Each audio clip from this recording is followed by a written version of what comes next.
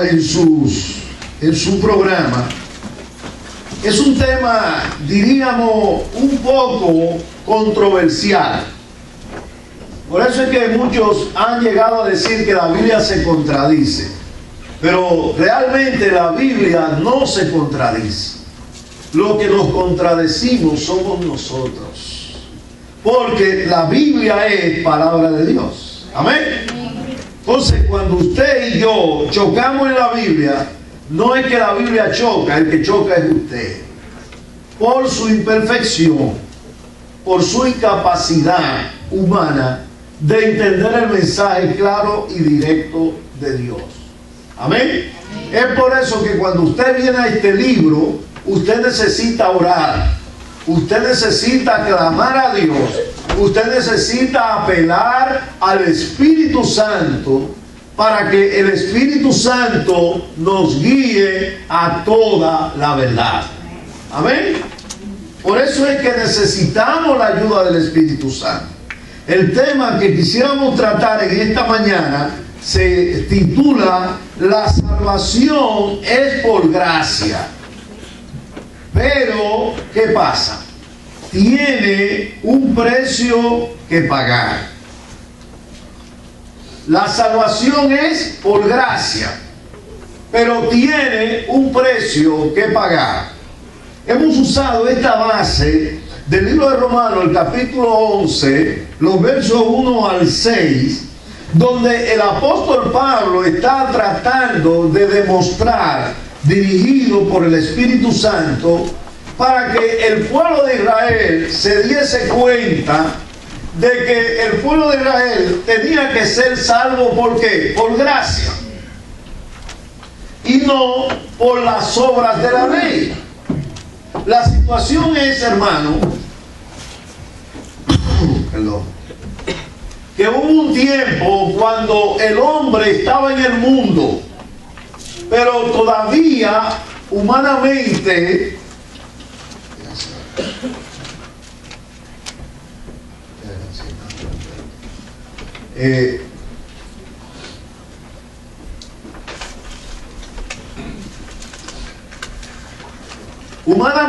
todavía no habían conocido lo que Dios estableció en el libro de Éxodo como la ley de Dios.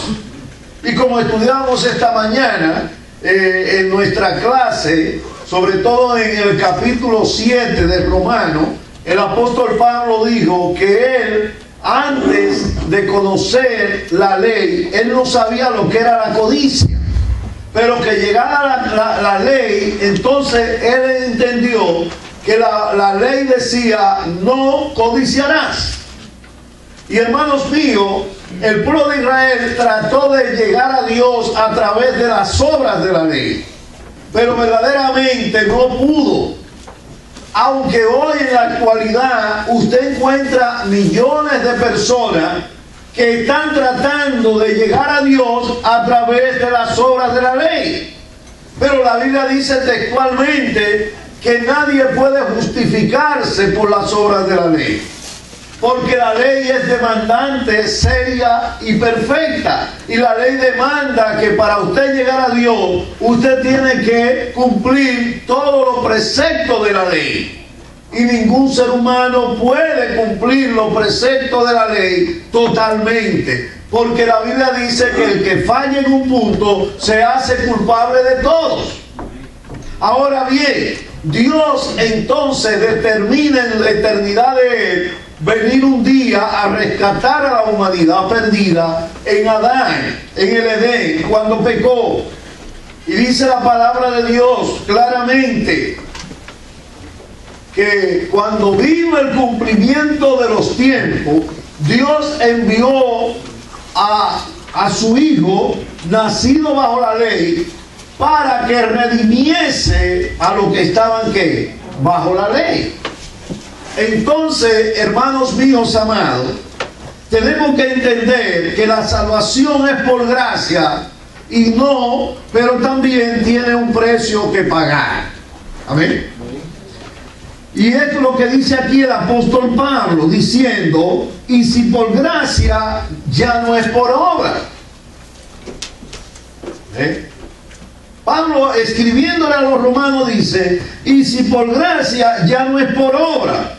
De otra manera, la gracia ya no es gracia. Y hermanos míos, dice la palabra del Señor claramente: maldito todo aquel que no permaneciere en las obras de la ley para hacerla. El apóstol Pablo le dijo a los Gálatas: de Cristo os desligasteis, los que por la ley os justificáis, de la gracia habéis caído. Y hermanos míos amados, es interesante pensar en esto. El apóstol Pablo dice: y si por obra, ya no es por gracia. De otra manera, la obra ya no es obra. En otras palabras, que debemos declarar esto en verdad. ¿Cuál realmente es la manera que nosotros necesitamos para llegar al cielo? ¿Cuál es el camino a llegar al cielo? ¿Y qué yo puedo hacer con la gracia? Recuerdan ustedes que el mismo apóstol Pablo, escribiéndole a los romanos, dice en el capítulo 6: ¿qué pues diremos a esto? ¿Perseveraremos en la gracia, perseveraremos en el pecado para que la gracia abunde? En ninguna manera. Porque como lo que hemos muerto al pecado, vamos a seguir viviendo en él. Entonces, hermanos míos, tenemos que reconocer que la salvación es por gracia, pero la gracia tiene un gran precio que pagar. Y es por eso, hermanos, que hoy en día hay grupos de hermanos que en verdad están luchando por su salvación. No se sienten salvos, no se sienten seguros. Y están luchando y luchando porque ellos quieren llegar al cielo. Pero tengo buena noticia para usted. Si usted aceptó a Cristo como su Salvador, si usted nació de nuevo, si usted tiene el Espíritu Santo en su corazón, la Biblia le garantiza a usted la vida eterna. En otras palabras, usted no puede luchar para encontrar la salvación. Pero en realidad, eso no lo exceptúa a usted de una gran responsabilidad. Y es precisamente que usted y yo debemos pagar el precio de la salvación. Por eso digo que es un tema un poco controversial. Pero es una realidad que no es controversial para Dios, es controversial para usted y para mí.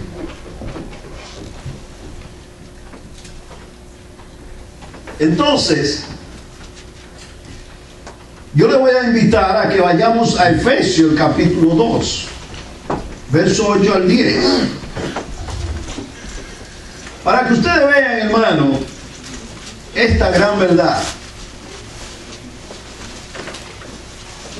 Fíjense, Efesios 2, 8 al 10 es una de las porciones bíblicas que son más claras y específicas, donde coloca las dos cosas, donde establece esos dos principios: el principio de la salvación y el principio de las obras. ¿Están conmigo ahí? Amén. Efesios capítulo 2.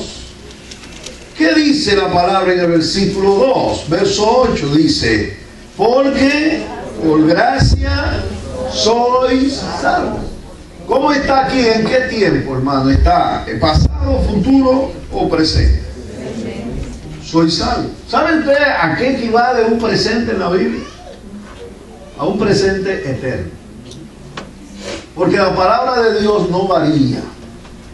La palabra de Dios es inmutable. No cambia. Y lo que dice aquí desde que se escribió seguirá diciéndose hasta la eternidad. Porque la palabra de Dios es eterna. Porque la palabra de Dios es eterna. Amén. Amén. Entonces es interesante que entendamos esto. El apóstol Pablo dice: porque por gracia sois salvos. ¿Por medio de qué? De la fe. Y esto no es de vosotros, pues es un don de Dios. Entonces dice, no por obras, para que nadie se gloríe. Y muchos creyentes brincan y saltan, no por obra, no por obra, para que nadie se gloríe.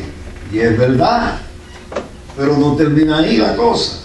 Lean el verso 10, ¿qué dice? Pues somos hechura suya, creados en Cristo Jesús, las cuales Dios preparó de antemano para que anduviésemos en ella. ¡Wow! ¿Usted sabe lo que está diciendo la palabra? Que toda la buena obra que usted ha hecho y está haciendo y hará, Dios la preparó de antemano. Eso está muy caliente para el cerebro humano. Lo que es la omnisciencia de Dios. Amén. Y la omnipotencia de Dios. Hermano, por eso nuestra vida está arropada con la programación de Dios. Por eso nuestra vida debe estar costejada, debe estar rodeada de la voluntad de Dios.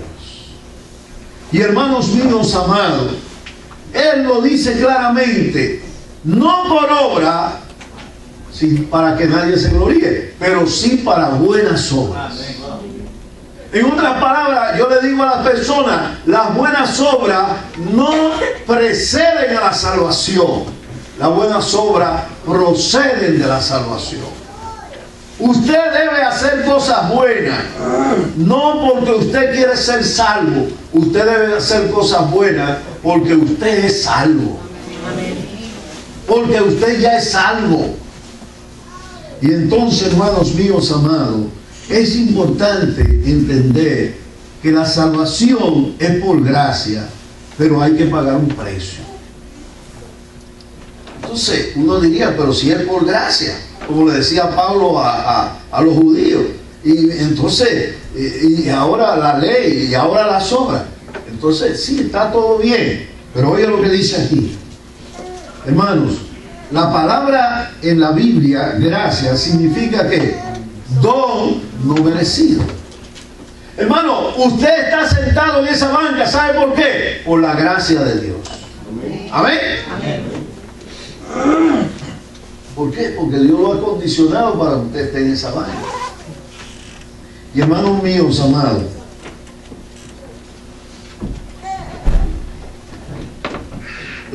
somos salvos por gracia.